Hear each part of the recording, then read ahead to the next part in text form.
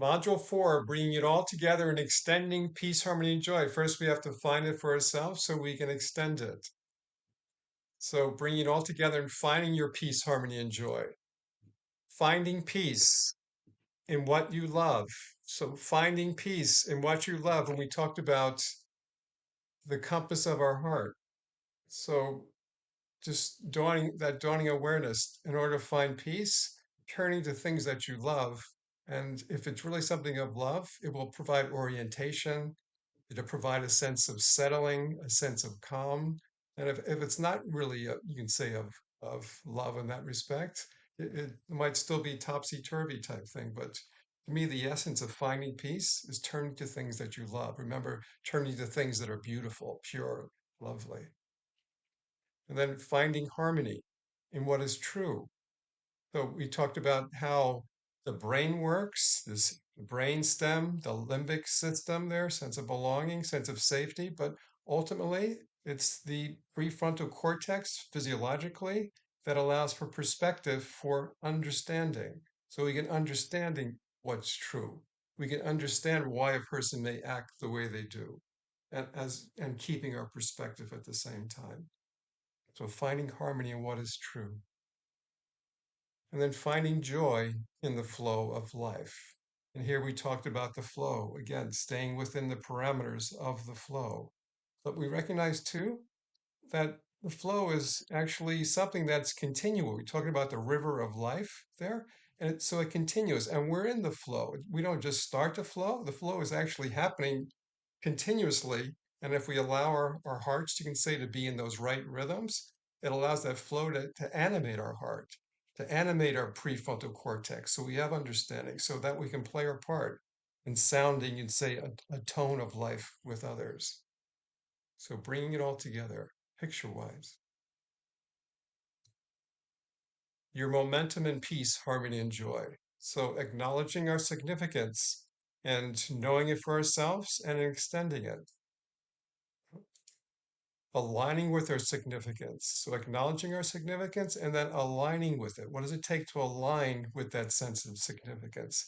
And we talked about presencing practices to do that.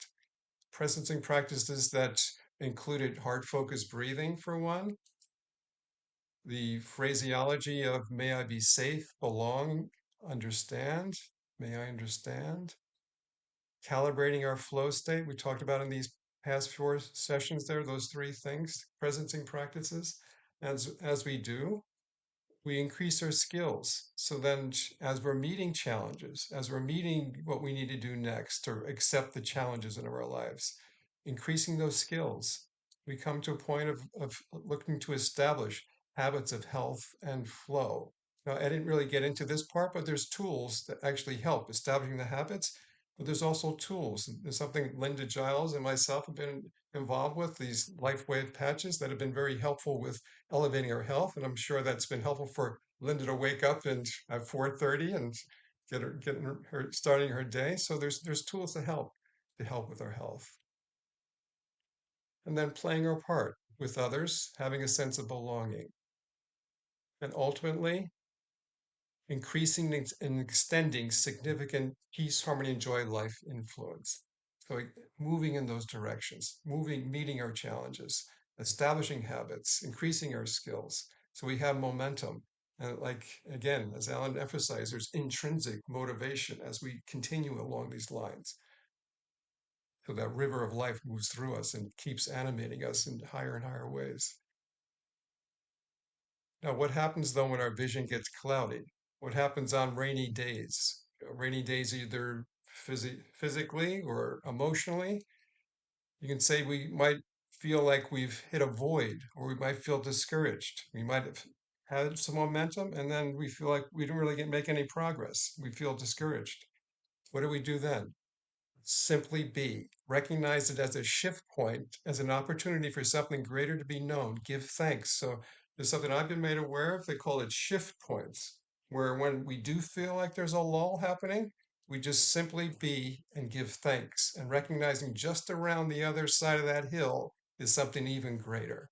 And that includes something of the need for, we call evening and morning sanctification, Like we talked about the morning time being a special time, but especially in the evening time, how your head hits that pillow has a lot to do with how you wake up in the morning. So looking to see how you can clear, disentangle, you can say your heart, your subconscious orientation there.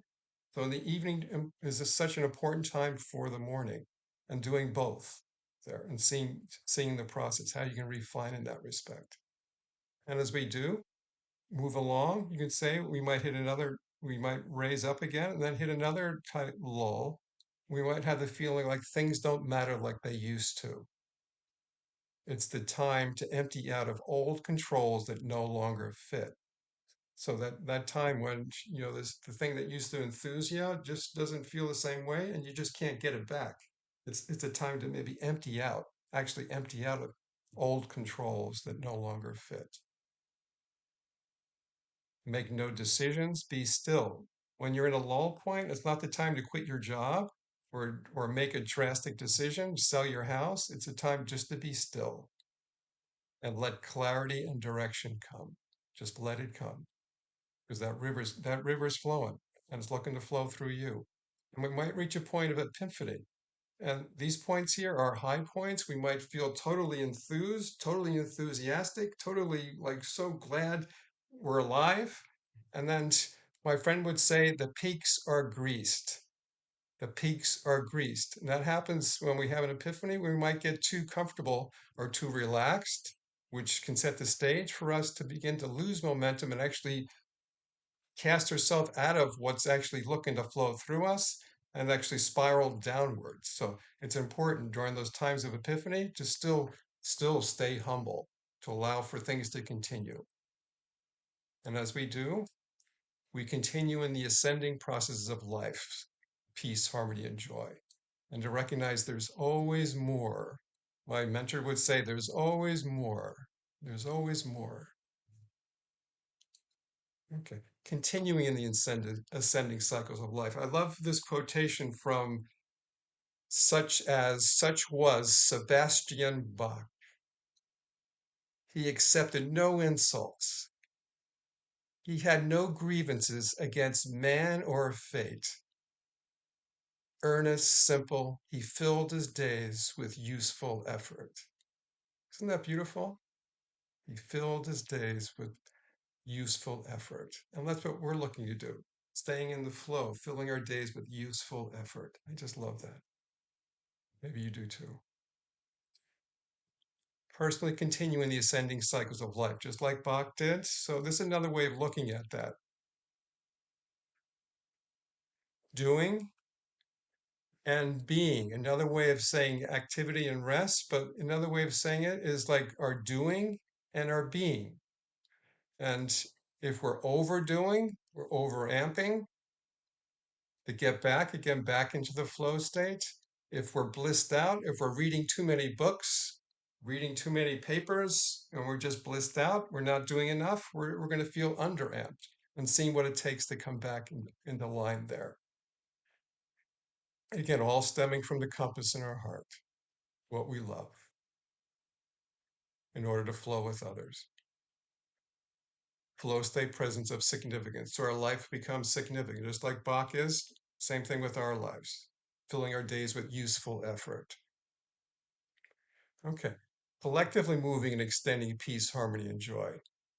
So where we are, where we long to go, to a world characterized by peace, harmony, and joy. Okay, that's where we long to go. Our reason for being individually and collectively. So, how we affirm. We can't get there all by ourselves, but we can get there together. So what it takes developing those skills to meet the challenges of the day. It takes actually finding harmony between ourselves, a sense of belonging between ourselves. And it helps finding the flow actually all together to a world characterized by peace, harmony, and joy. Playing our part. Okay, bringing it all together, playing our part, meditation. Now, I had some just essences to conclude our 4 sessions there, but let's just have a meditation along the lines of what we just shared. So again, if you like, feet flat on the floor, you may want to close your eyes. Left hand over your heart, right hand over that. If that works for you. And uprighting yourself, uprighting your spine. And let's breathe. Breathing in slow, out slower. Again, in slow, out slower. And then acknowledging the feeling of significance within ourselves and together what we're sharing. Breathing that feeling in through our hearts and out through our whole bodies, actually extending energetically a sense of peace, harmony, and joy. And breathing that in, breathing in that flow that is looking to move through us. That's characterized by peace, harmony, and joy, by what we love, by what's true, what's of life. Breathing that out, and feeling the flow of that. And if it's hard to get there, just breathing in slow and out slower. And just let your mind come to rest. And even if we feel like there's a lull point, we're just being still in the lull, and letting direction and clarity come. Breathing in and breathing out. And feeling a sense of strengthening influence, being humble to that influence, but also feeling the authority of it. We're here to make a difference. Breathing in and breathing out.